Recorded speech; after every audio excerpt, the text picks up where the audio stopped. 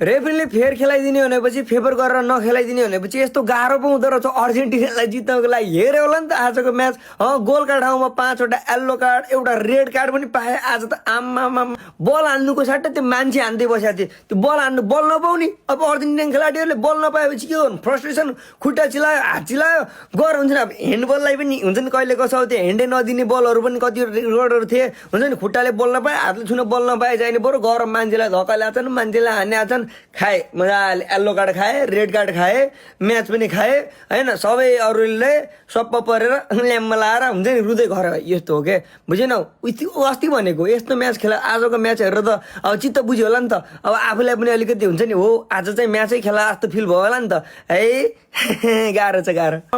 यस्तो हुँदो रहेछ। पत्ताउँथेन तिमीले, पत्ताउँथेनौ होइन। आज पनि तिमीले स्पेनलाई फेरि फेभर, आज चाहिँ स्पेनलाई फेभर गर्यो भनेर बाहिर कराउनु होला।